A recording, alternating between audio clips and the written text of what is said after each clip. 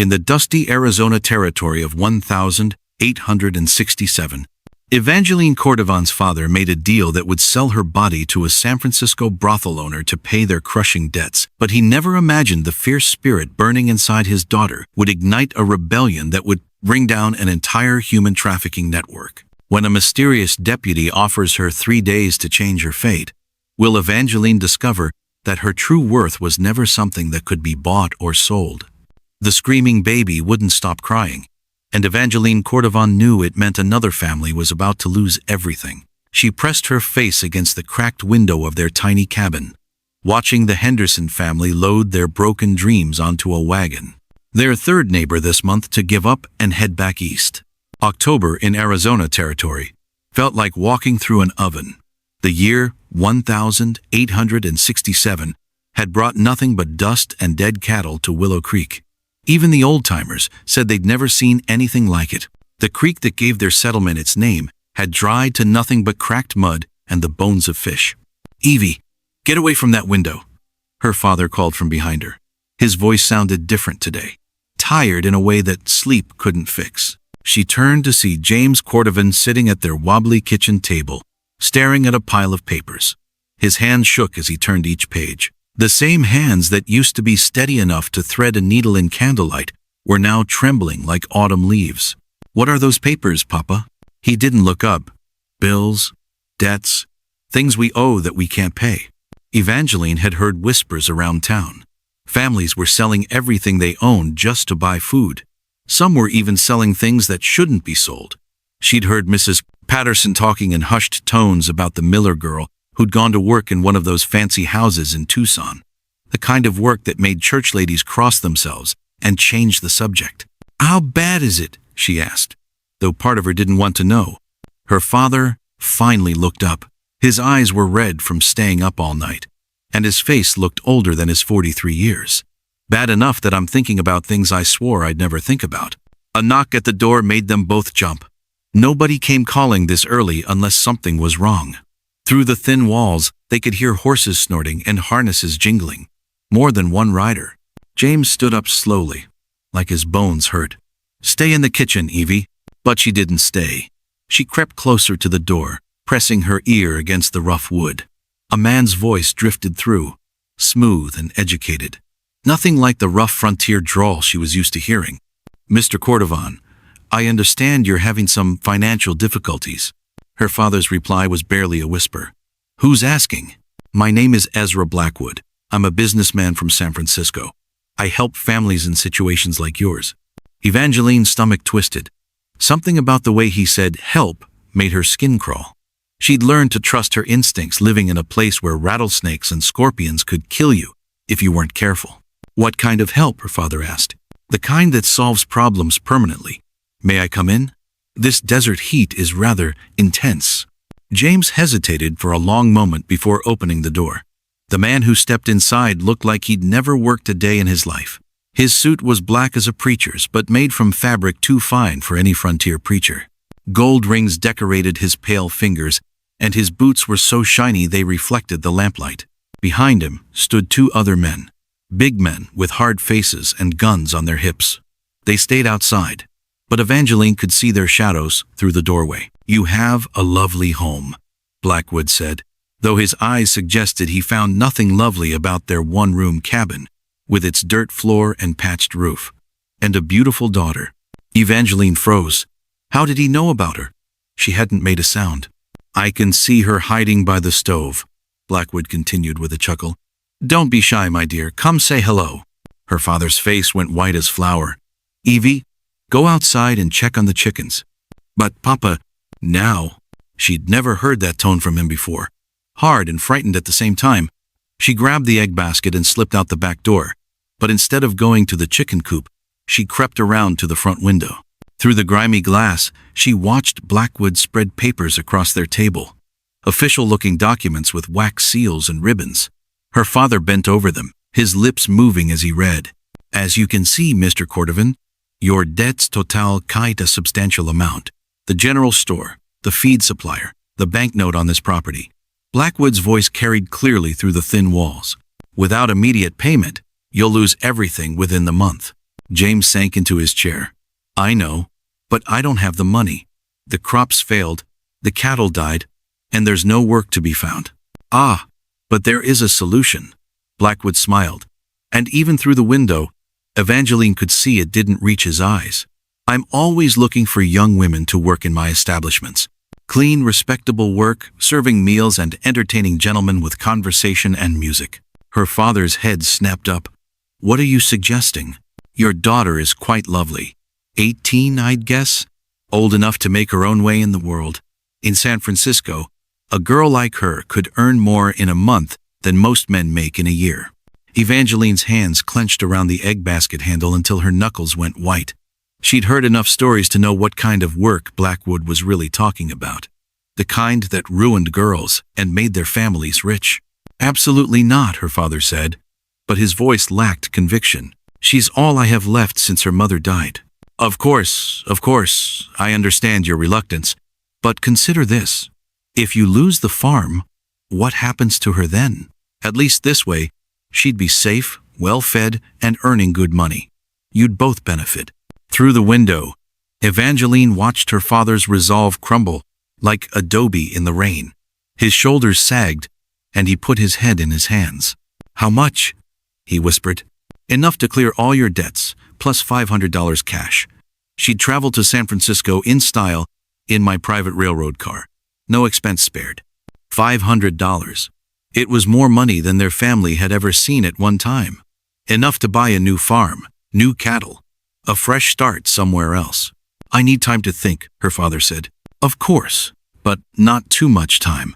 I leave for California in 3 days, and this offer expires when I do. Blackwood gathered his papers with practiced efficiency.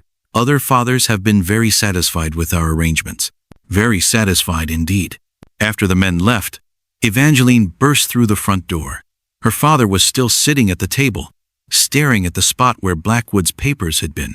Papa, you can't seriously be thinking about. Don't. His voice was sharp as a knife blade. Don't say it out loud. But you heard what he was really talking about. Those aren't restaurants or music halls. James stood up abruptly, knocking his chair over. You think I don't know that? You think I'm some kind of fool? She'd never seen him this angry, this desperate. Then why? Because we're going to starve, he shouted, and then immediately looked ashamed of his outburst. Because in 2 weeks, the bank will take this land. Because there are no jobs, no money, no hope left in this God-forsaken desert. Tears burned her eyes. There has to be another way. If there is, I haven't found it. He picked up his fallen chair and sat back down heavily. God help me, Evie, but I'm running out of choices. That night, she lay on her narrow bed, listening to her father pace the floor, back and forth, like a caged animal. She could hear him muttering prayers and curses in equal measure. Through her small window, she could see stars scattered across the desert sky like spilled diamonds. Her mother used to tell her that each star was someone watching over the people they loved. If that was true, what did her mother think of what was happening now? The next morning brought visitors that made Evangeline's blood run cold. She was drawing water from their nearly dry well when she saw the dust cloud on the horizon. Not the single rider she'd been expecting, but a whole group of horsemen. They rode into the settlement like they owned it. 6 men, all armed, all wearing the kind of clothes that cost more than most families made in a year. At their head rode Ezra Blackwood, looking even more out of place in the harsh morning light. Miss Cordovan, he called out, tipping his hat with mock politeness. How lovely to see you again. She wanted to run, but her legs felt like they were made of lead. My father's not here. He rode to town this morning. Actually, I came to speak with you. He dismounted with the careful movements of a man who rarely rode horses. May we talk inside? The sun is quite brutal today. I'd rather stay out here. The cabin felt too small, too much like a trap with all these men around. Blackwood smiled that cold smile again. As you wish.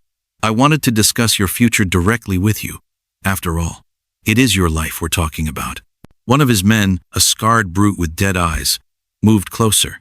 Evangeline recognized the type, the kind of man who enjoyed hurting people. Her skin crawled as his gaze traveled up and down her body like she was livestock at auction.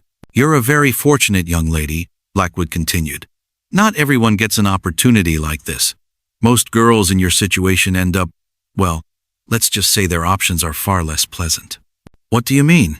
I mean, there are other men in my line of work. Men who are much less considerate than I am. Men who simply take what they want without offering fair compensation. His eyes glittered with something that might have been amusement. Men like Cyrus Kane. The name hit her like a physical blow. Everyone in the territory had heard of Cyrus Kane. He ran a network of brothels and gambling dens from Mexico to Colorado. And the stories about what happened to girls who crossed him were the stuff of nightmares. You know the name, I see. Good. That shows you're not completely naive. Blackwood adjusted his gold watch chain. Mr. Kane has been expanding his operations into Arizona territory. He's already made inquiries about several local families with assets he finds interesting. Evangeline's mouth went dry. Including mine? Including yours. But fortunately for you, I arrived first. And I'm willing to make your father a much more generous offer than Kane would ever consider. She wanted to ask what would happen if her father refused, but she was afraid of the answer. The way the scarred man was looking at her suggested that no wasn't really an option. Think about it this way, Blackwood said, settling into a more comfortable position against his horse. You can come with me to San Francisco, where you'll work in a clean, respectable establishment serving wealthy gentlemen. Good food, fine clothes, medical care when needed. Or you can wait for Kane to make his move, and trust me, his methods are far less civilized. A new voice cut through the morning air. That's enough. They all turned to see a man walking toward them from the direction of town, tall and broad-shouldered, with a deputy's badge gleaming on his vest. He moved with the confident stride of someone comfortable with violence. Deputy McKenna, Blackwood said, though his tone suggested the title tasted sour in his mouth. What brings you out here? Heard there were strangers asking inappropriate questions about local families. The deputy's hand rested casually on his gun butt. Thought I'd come see for myself. Evangeline had never seen the deputy before, but something about his presence made her feel safer. He had kind eyes, but there was steel underneath the kindness. I'm conducting legitimate business, Blackwood said stiffly. That's not what it sounds like to me. McKenna looked directly at Evangeline. Ma'am, are these men bothering you? Before she could answer, the scarred man stepped forward.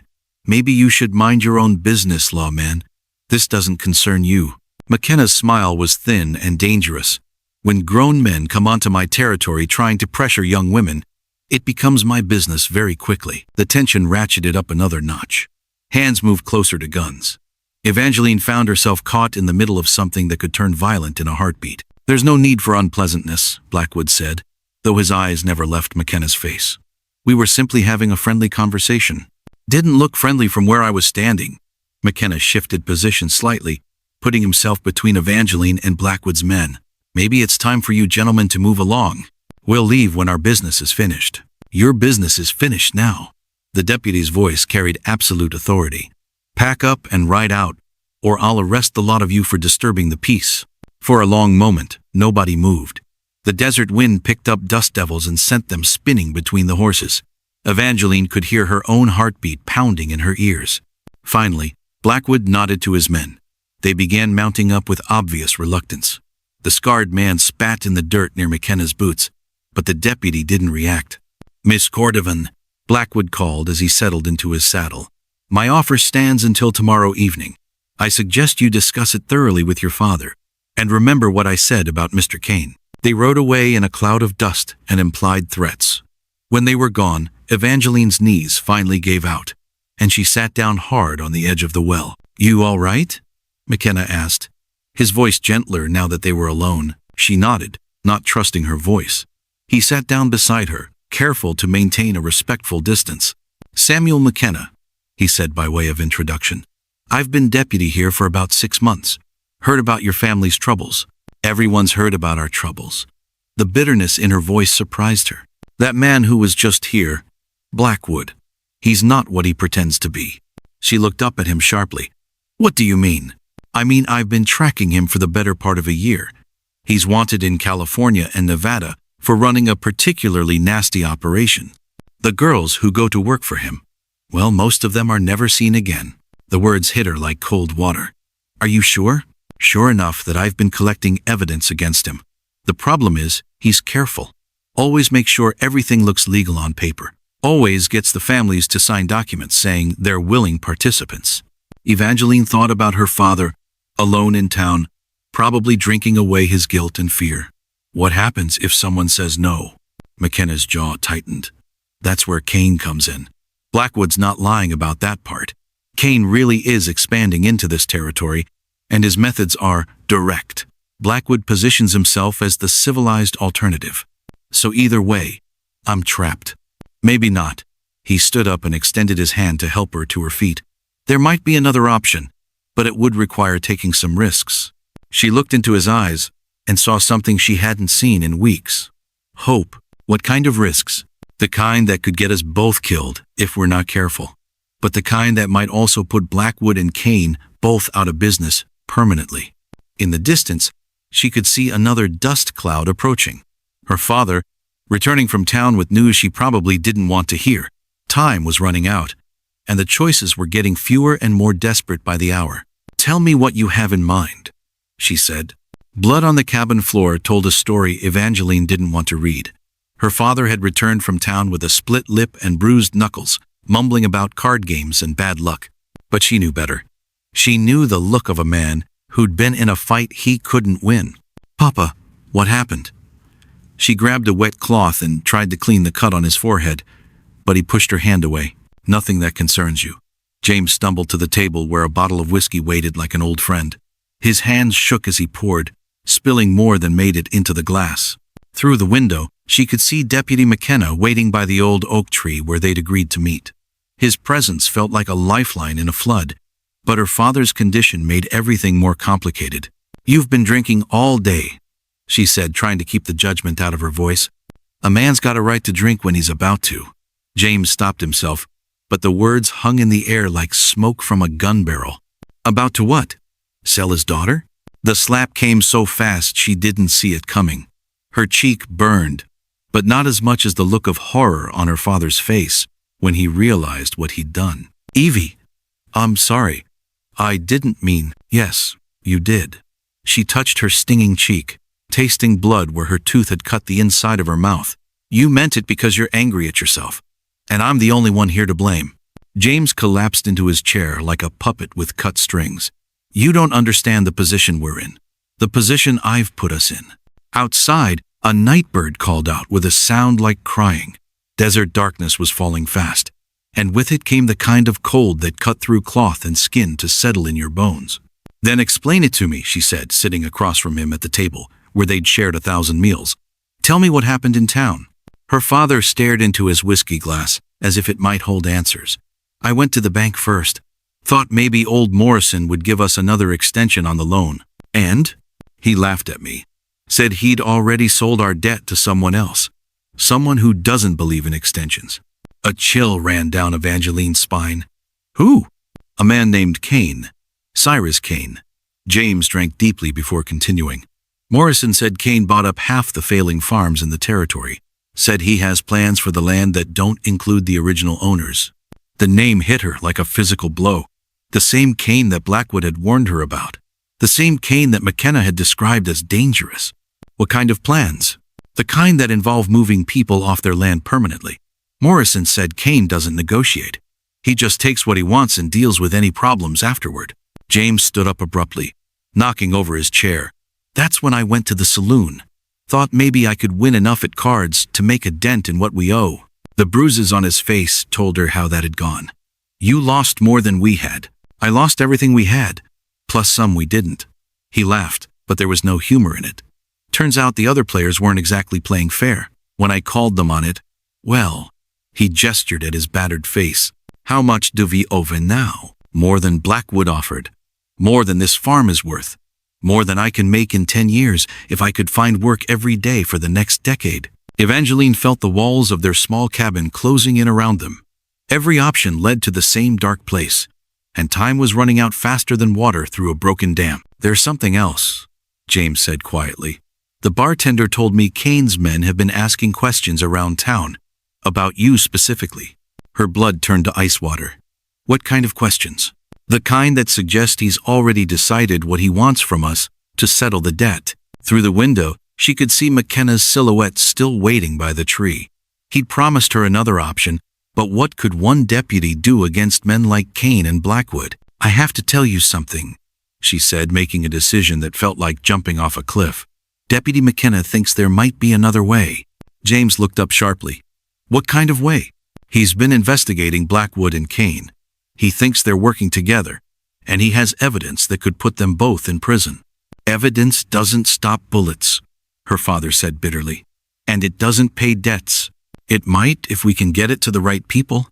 "McKenna says there are federal marshals who've been trying to build a case against Kane for months. And what does he want from us in return?" The question hung between them like a spider's web. What did McKenna want? He'd been kind to her, protective even. But men in frontier towns weren't usually kind without expecting something back. "He wants to help," she said, though she wasn't entirely sure she believed it herself. James laughed harshly. "Nobody helps for free, daughter. Especially not when the stakes are this high." A soft whistle from outside told her that McKenna was getting impatient. She had to make a choice. Stay here and accept whatever fate her father had chosen, or take a chance on a man she barely knew. "I'm going to talk to him," she announced, standing up. "Evie, don't. These men play games we don't understand. They use people up and throw them away, like old newspapers." "Then what do you suggest?" "That I pack my bags for San Francisco and hope Blackwood keeps his word about treating me well." The silence stretched between them until it felt like a physical thing. Finally, James reached into his vest pocket and pulled out a folded piece of paper. "This came for you this afternoon," he said, his voice barely above a whisper.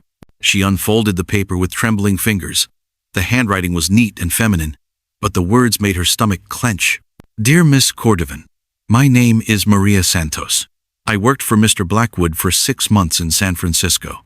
If you are reading this, it means he has made you the same promises he made me. Do not believe him. The work is not what he claims. The girls who resist disappear. The girls who comply wish they had disappeared. There is a way out, but it requires courage and help from someone you trust. Find Deputy McKenna. He helped me escape, and he can help you too. Do not let your father sign anything. Do not get on that train. Your life depends on it. M.S." Evangeline's hands shook as she read the letter a second time. Where did this come from? "A Mexican boy brought it. Said a woman in town paid him to deliver it." James rubbed his face with both hands. "I've been sitting here for hours trying to decide if it changes anything." "Changes anything? Papa, this proves that McKenna was telling the truth about Blackwood. It also proves that people who cross these men end up running for their lives." He stood up and began pacing again. "Maria Santos. Whoever she is, she's hiding somewhere, looking over her shoulder every day, hoping they don't find her. But she escaped. That means it's possible. At what cost? And what happens to me while you're running? You think Kane will just forget about the money I owe him?" The question hit her like a slap. In all her desperate searching for a way out, she hadn't fully considered what would happen to her father if she disappeared. Kane didn't seem like the forgiving type. A gentle tap at the door interrupted her thoughts. McKenna's voice came through the thin wood, low and urgent. "Miss Cordovan, we need to talk. I've got news you need to hear." James grabbed her arm as she moved toward the door. "Once you open that door, there's no going back. Whatever he's offering, it comes with a price we might not be able to pay. And staying here comes with a price I know I can't pay." She pulled free from his grip and reached for the door handle. "Sometimes you have to choose between bad and worse, Papa. I'm choosing bad." McKenna's face looked like thunder in the lamplight, and his first words made Evangeline's heart skip several beats. "Kane's men are already here. They've set up camp about 2 miles south, and they're planning to move in the morning." James cursed under his breath and reached for his rifle. But McKenna shook his head. "That won't help. There are at least 12 of them, and they're not the kind to be scared off by one old hunting rifle." "Then what do you suggest?" Evangeline asked, though she was afraid of the answer. "We leave. Tonight. All of us." McKenna stepped fully into the cabin, and she could see he was carrying a large canvas bag. "I've got horses waiting, supplies, and a place where we can hole up while I get word to the federal marshals." James laughed bitterly. "Run away? That's your great plan? What happens when Kane decides to track us down?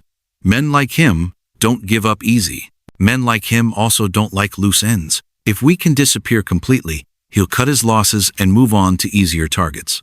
McKenna set his bag on the table and began pulling out items: ammunition, dried food, warm clothes. But we have to move now, before his men spread out and cut off our escape routes. Evangeline picked up one of the items from the bag, a small leather journal bound with string. What's this? Evidence. Names, dates, places, everything I've been collecting about Kane's operation for the past year. McKenna's eyes were grim. It's enough to hang him and most of his men, but only if we can get it to someone with the authority to act on it. And if we can't, then we pray we can stay hidden long enough for him to forget about us. James had been listening to this exchange with growing agitation. Now he exploded. This is madness. You want us to give up everything we have on the word of a lawman we barely know? What do you have left to give up? McKenna asked quietly. Your farm's going to be seized tomorrow morning. Your daughter's going to be forced into prostitution, or worse. You don't have anything left except the clothes on your back and whatever dignity you can salvage.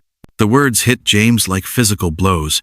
He staggered back against the wall, looking suddenly older than his years. There's something else, McKenna continued, his voice gentler now.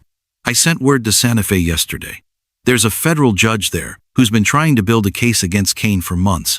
If we can get to him with this evidence, he can issue warrants that will shut down Kane's entire operation. Santa Fe's 3 days hard riding from here, James protested, and that's if we don't run into trouble along the way. 2 days if we push hard and take the mountain trails. McKenna began repacking his bag with efficient movements. I know those trails better than Kane's men do. We can stay ahead of them if we move smart. Evangeline looked around the cabin that had been her home for 18 years. Every corner held memories. Her mother teaching her to cook at the stove. Her father reading to her by the fire. Quiet evenings when the desert wind sang lullabies through the gaps in the walls. What about our things? She asked. My mother's Bible? Her jewelry? The family pictures? Take what you can carry in one small bag, McKenna said. Everything else has to stay behind. The finality of it hit her like a punch to the stomach. They weren't just leaving home. They were abandoning their entire lives, everything they'd built, everyone they'd ever known. I can't do this, James said suddenly. I can't ask my daughter to become a fugitive because of my failures. Papa? No, Evie. This is my fault, all of it. I'm the one who gambled away our future. I'm the one who got us into debt. I should be the one to pay the price. McKenna studied James with sharp eyes. What are you saying? I'm saying maybe I should stay behind. Face Kane and his men. Accept whatever punishment they think I deserve. James's voice grew stronger as he spoke. At least that way, Evie could start fresh somewhere else without my mistakes following her. They'll kill you, Evangeline said flatly. Maybe. Or maybe they'll just work me to death in one of their mining operations. Either way, it would solve the problem. The casual way her father talked about dying made something cold and hard form in Evangeline's chest. All her life, she'd looked up to him as the strongest person she knew. Now she was watching him crumble like old adobe in the rain. Nobody's dying tonight, McKenna said firmly. And nobody's sacrificing themselves to solve problems that can be fixed other ways. You really think your evidence will be enough? James asked. I think it's our best shot. Maybe our only shot. McKenna shouldered his bag and moved to the window, peering out at the desert darkness. But we need to decide now. In another hour, it'll be too late. Evangeline made her decision with the sudden clarity that comes in moments of absolute crisis. I'll go. Evie, I'll go, she repeated, cutting off her father's protest. With or without you, Papa. I won't let Blackwood or Kane turn me into something I'm not. James stared at her for a long moment, and she could see the exact instant when he realized his little girl had grown into a woman who could make her own choices. If we do this, he said slowly, there's no guarantee we'll ever be able to come back. There's no guarantee we'll survive if we stay, she countered. Outside, a coyote howled in the distance, a lonely sound that seemed to echo the uncertainty they all felt. McKenna continued to watch through the window, his body tense with the alertness of a man expecting trouble. There's movement out there, he said quietly. Could be Kane's scouts checking to see if we're still here. James moved to the other window, squinting into the darkness. I don't see anything. They're good at staying hidden, but I can feel them watching. McKenna turned back to them. Decision time. We leave now, or we stay and face whatever comes in the morning. Evangeline looked at her father one more time, hoping to see some sign of the strong, confident man who'd raised her. Instead, she saw a broken man, struggling to find his courage in the bottom of a whiskey bottle. "We go," she said, making the choice for both of them. "We go now." As they gathered their few precious belongings, none of them spoke about what they were really doing, gambling their lives on the word of a deputy they barely knew, trusting their future to evidence that might not be enough, and stepping into a darkness that promised no certain dawn. But sometimes, when all your choices are bad, you have to choose the one that offers the smallest chance of hope. Gunshots in the darkness meant their escape had been discovered, and now they were racing through desert mountains with death chasing behind them. Evangeline pressed herself flat against her horse's neck as another bullet whistled past her ear, the sound sharp as breaking glass in the cold night air. "Keep moving," McKenna shouted from somewhere ahead of her. "Don't look back." But she couldn't help herself. Over her shoulder, she could see at least 6 riders gaining ground, their horses fresher than the tired animals McKenna had managed to find them. Muzzle flashes lit up the desert like deadly fireflies as Kane's men fired shot after shot into the darkness. Her father rode beside her, his face pale in the moonlight. The whiskey was gone from his system now, burned away by fear and desperation. He'd found his rifle and was trying to return fire while staying in the saddle. A nearly impossible task on the Rocky Mountain trail they were following. "This way," McKenna called, veering sharply to the left down what looked like a sheer cliff face. Evangeline's horse balked at the edge, sensing the danger below. For a terrifying moment, she thought they were all going to plunge to their deaths. Then she saw the narrow trail carved into the rock face, barely wide enough for a single horse, invisible from above.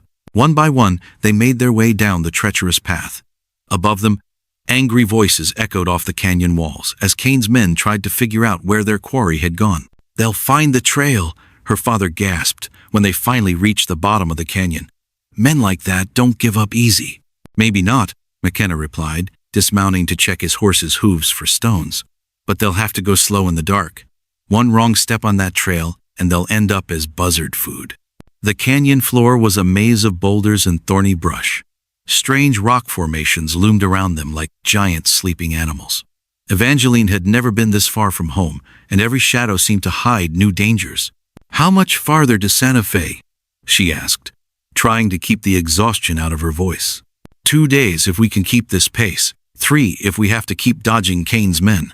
McKenna looked up at the rim of the canyon, where torchlights were beginning to appear. "But first we need to lose them completely." They rode deeper into the canyon, following what might have once been a stream bed. The silence was broken only by the soft clop of hooves on sand and the distant sound of their pursuers arguing about which way to go. After what felt like hours, McKenna finally called a halt near a cluster of huge boulders that formed a natural shelter. "We rest here until dawn. The horses need water and feed, and we all need sleep." James collapsed against one of the rocks. His breathing labored. The hard ride had taken more out of him than he wanted to admit. "I'm slowing you down," he said. "Maybe you should leave me here and go on without me." "Nobody gets left behind," Evangeline said firmly, surprised by the strength in her own voice. "We started this together, and we'll finish it together." McKenna was studying his map by starlight, tracing routes with his finger. "There's an old mining camp about 10 miles from here, abandoned since the silver played out, but there might be supplies we can use.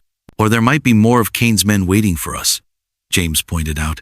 "Possible, but we need food and ammunition if we're going to make it to Santa Fe." McKenna folded the map and tucked it back into his saddlebag. "I'll scout ahead in the morning while you two rest." As they settled in for what was left of the night, Evangeline found herself thinking about the letter from Maria Santos. The woman who had escaped from Blackwood's operation was out there somewhere, probably looking over her shoulder every day, wondering if her past would catch up with her. "McKenna," she said quietly, "the letter Maria Santos sent me. How did she know to contact me?" The deputy was quiet for so long she thought he hadn't heard her.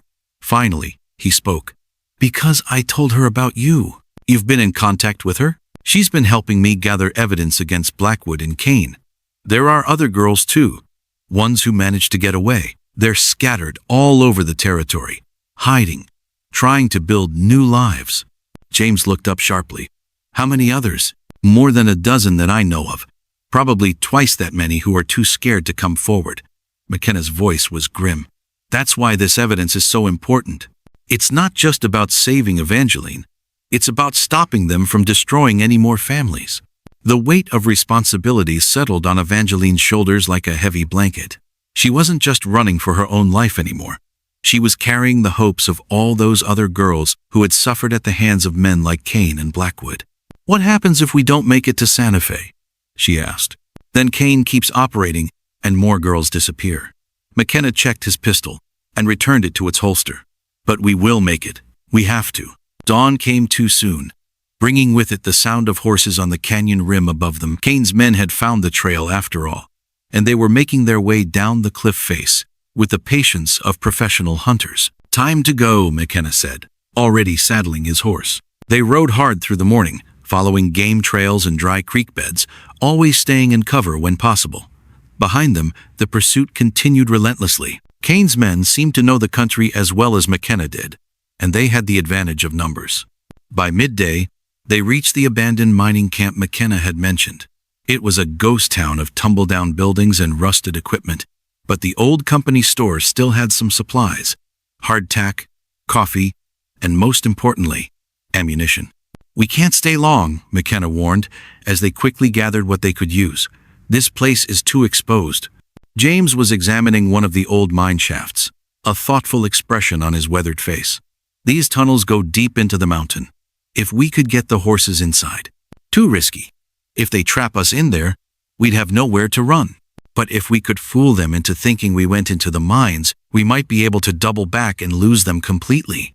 Evangeline saw where her father's thinking was going. "You want to leave a false trail." "Exactly. Make it look like we panicked and took shelter in the mines. While they're searching underground, we circle around and head for Santa Fe."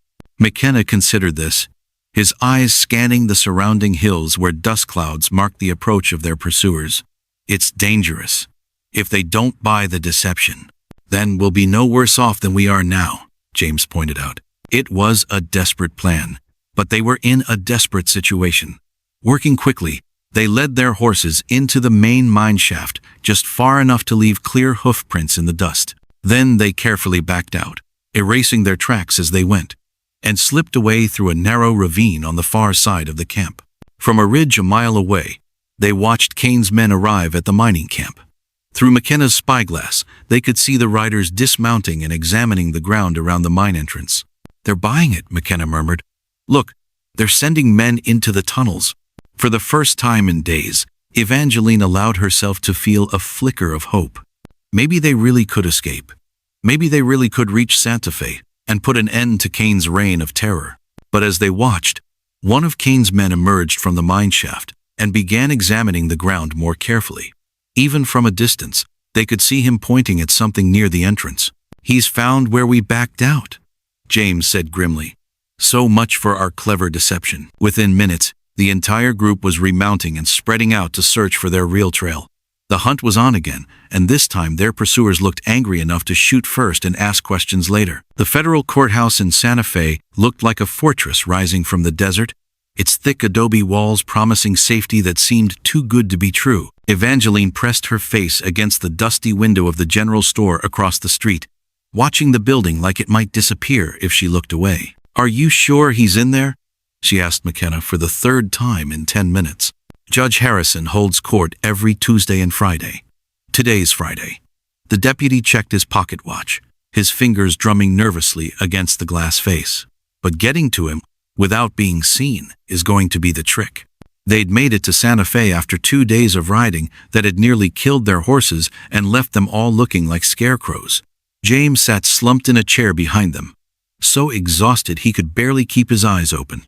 The hard journey had aged him 10 years, but something else had changed too.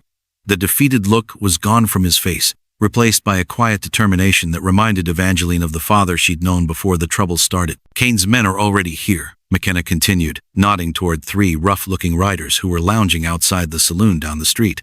"They must have taken the main road and beaten us into town." "How do you know they're Kane's men?"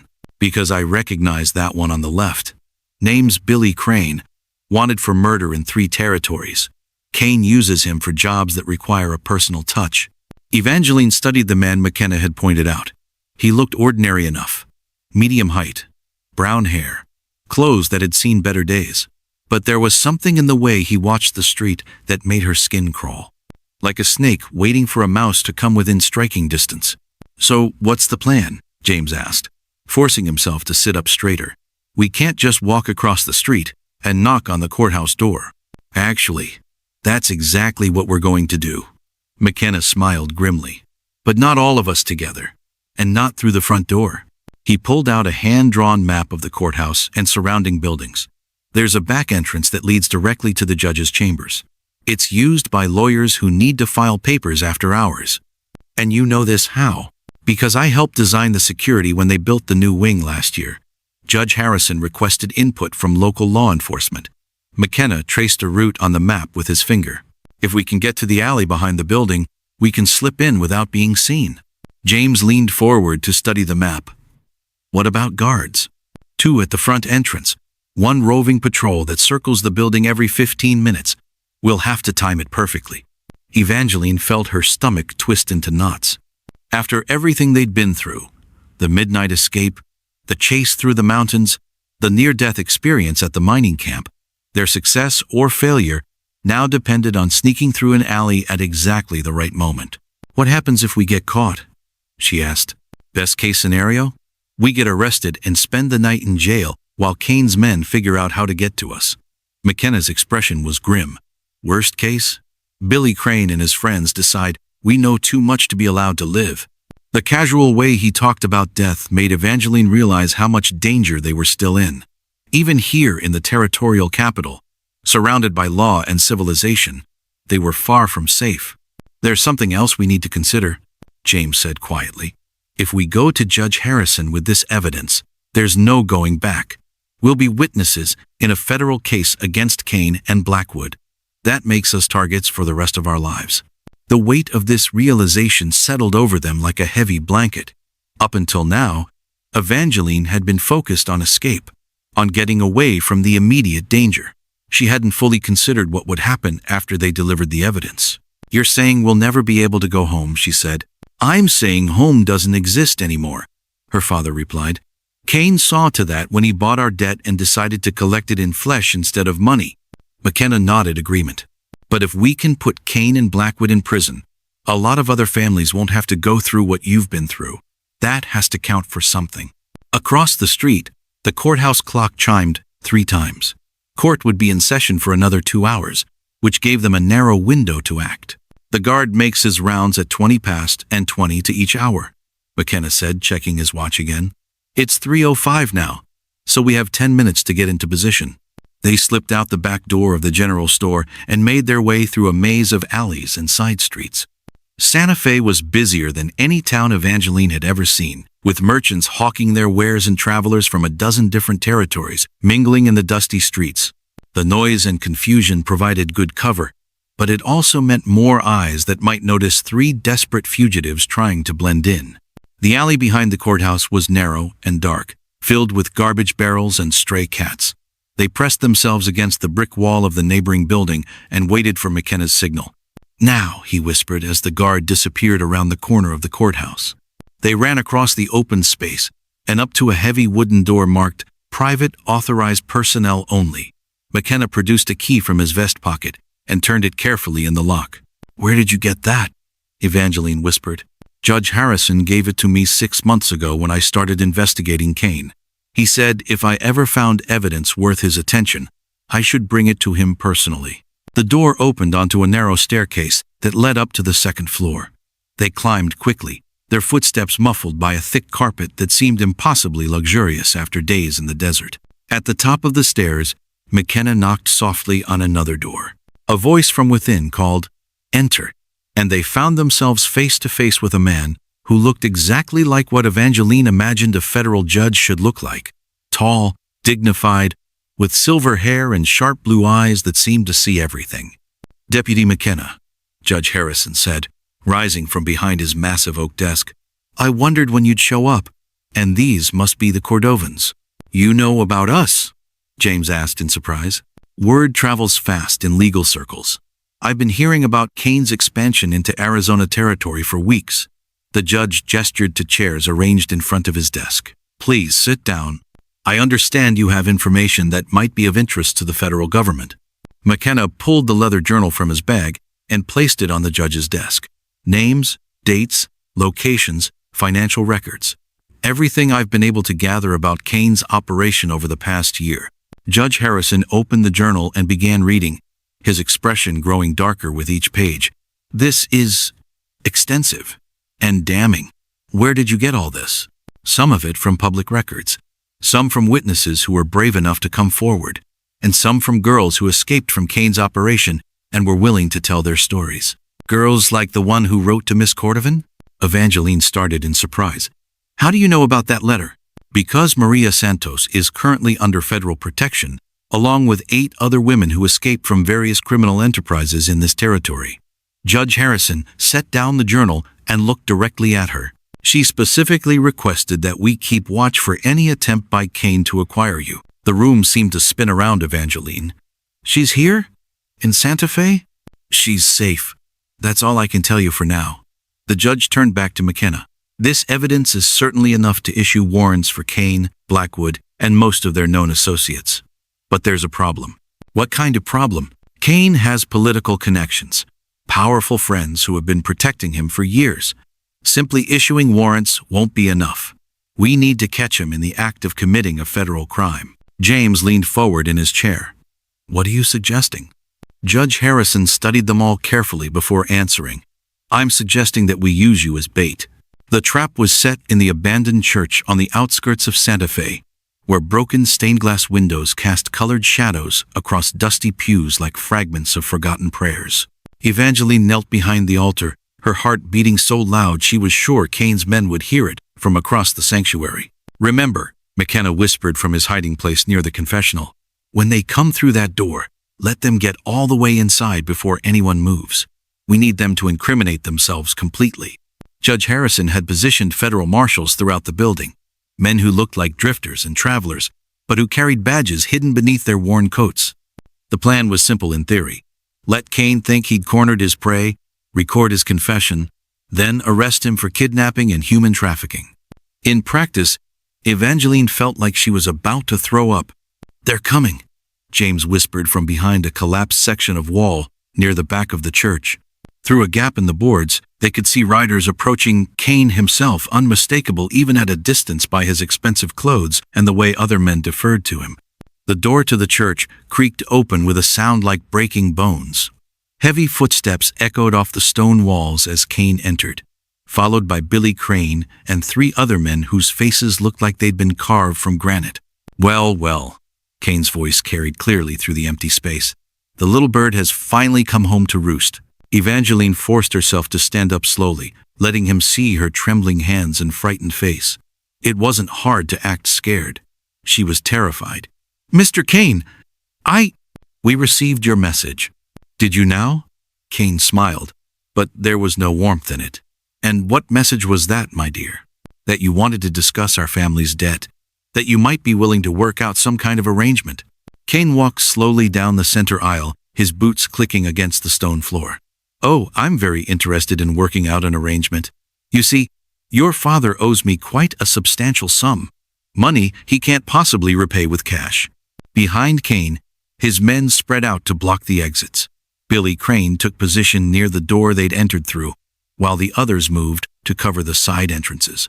They looked relaxed, confident, like men who'd done this many times before. How much does he owe? Evangeline asked, playing her part in the deadly theater they were performing. With interest and penalties for his failed attempt to run away, I'd say about $3,000. Kane reached the front of the church and leaned against one of the pews. That's more money than your father could earn in 10 years, even if he could find steady work. Then how do you expect us to pay it? Kane's smile widened, showing teeth that reminded Evangeline of a wolf. I don't expect you to pay it with money, my dear. I expect you to pay it with service. What kind of service? The kind that pretty young women provide to lonely men with deep pockets. I run several establishments from here to California, where a girl like you could work off her family's debt in, 5 or 6 years. There it was, the confession they needed. But Cain wasn't done talking. Of course, that's assuming you cooperate fully and don't cause any trouble. Girls who resist tend to find their working conditions much less pleasant. One of the hidden marshals shifted slightly in his hiding place, and Evangeline saw Billy Crane's head turn toward the sound. She needed to keep Cain talking, keep his attention focused on her.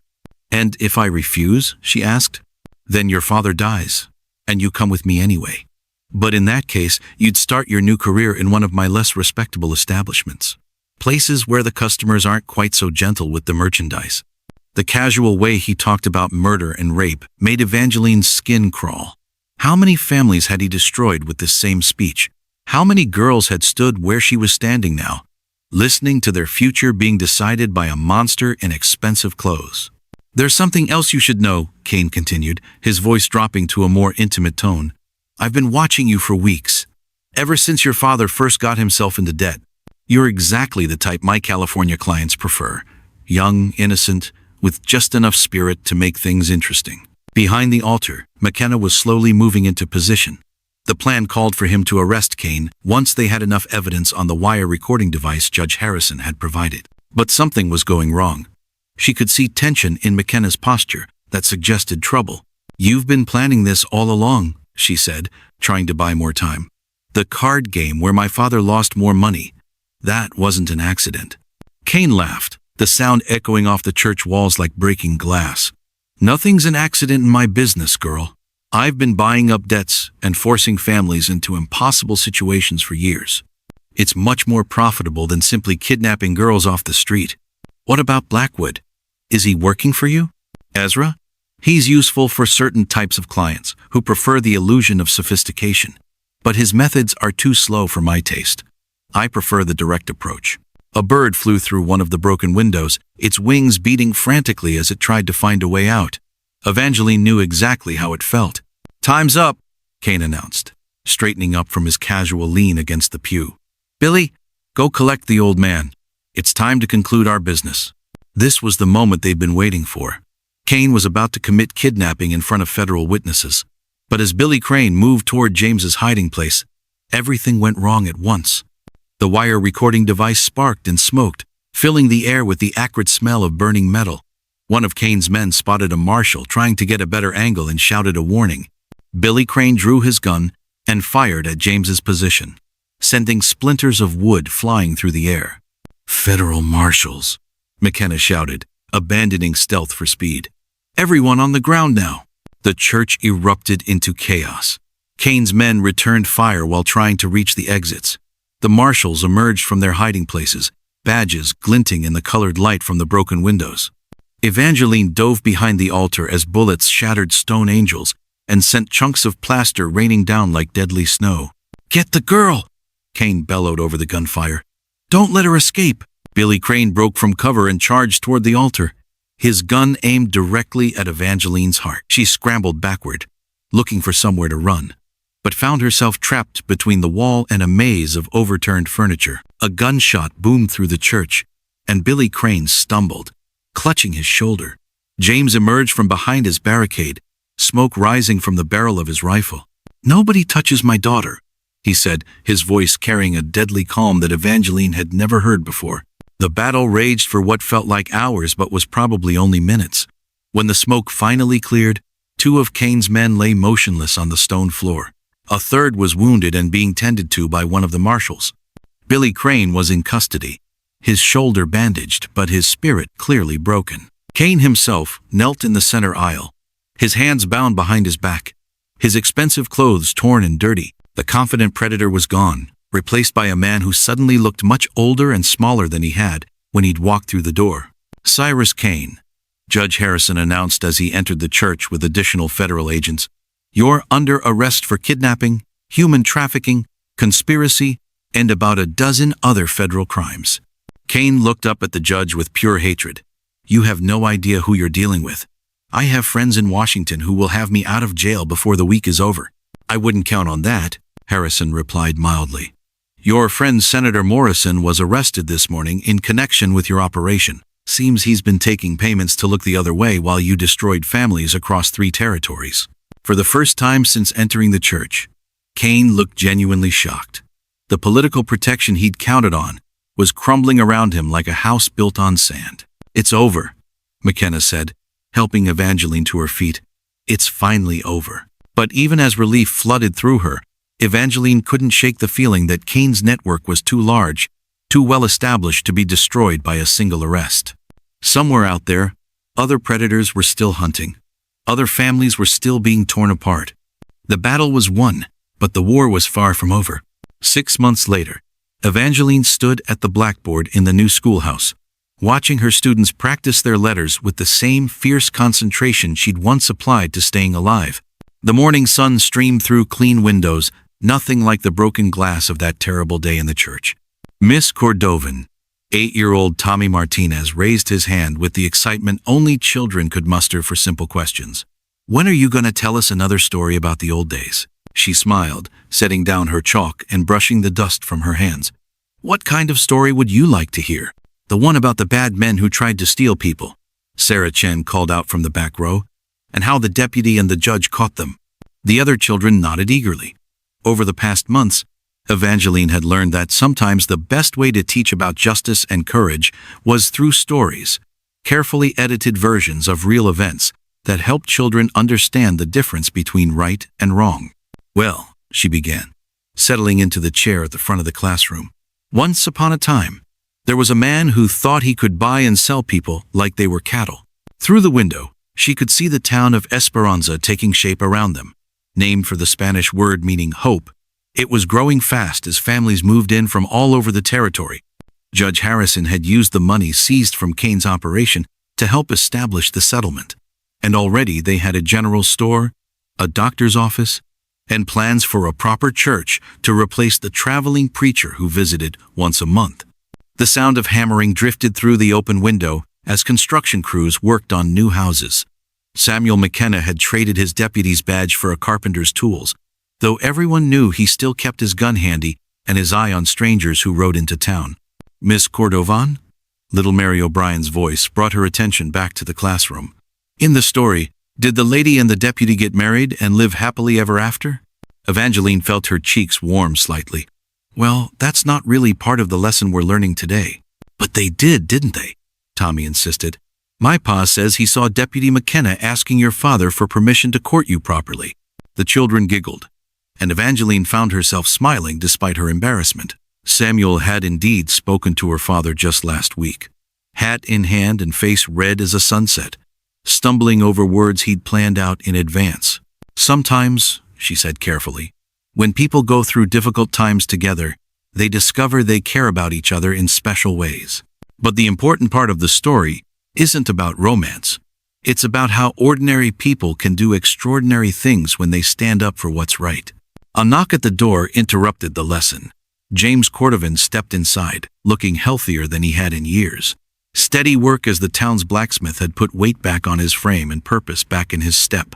More importantly, he'd been sober for 6 months and showed no signs of wanting to change that. "Sorry to interrupt," he said, removing his hat respectfully. "But there's someone here to see you, Evie. Someone I think you'll want to meet." Behind him stood a young woman about Evangeline's age, with dark hair and intelligent eyes that held shadows of old pain. She was well-dressed and clean, but something in her posture suggested someone who'd learned to watch for danger even in safe places. "Children," Evangeline announced, "please practice your arithmetic problems while I step outside for a moment." In the schoolyard, the woman extended her hand with a shy smile. "Miss Cordovan, my name is Maria Santos. I believe you received a letter from me several months ago." Evangeline's heart skipped. "You're the one who warned me about Blackwood. How did you find me?" "Judge Harrison told me where you'd settled. I hope you don't mind my coming here unannounced." Maria looked around the bustling town with obvious approval. "This place is beautiful, peaceful. It's home," Evangeline said simply. "But I thought you were in hiding. Is it safe for you to be traveling?" "It is now. Kane and Blackwood are both in federal prison, along with most of their associates. The few who escaped have bigger problems to worry about than hunting down witnesses." Maria's smile became more genuine. "I came because I wanted to thank you personally. Your testimony helped put them away for life." They walked toward the center of town, passing families going about their daily business. Children played in the dusty streets, while their mothers hung laundry and their fathers worked at various trades. It was the kind of peaceful, ordinary life that Evangeline had once thought was lost to her forever. "I also came because I wanted to ask you something," Maria continued. "Judge Harrison is setting up a program to help other women who've escaped from situations like ours.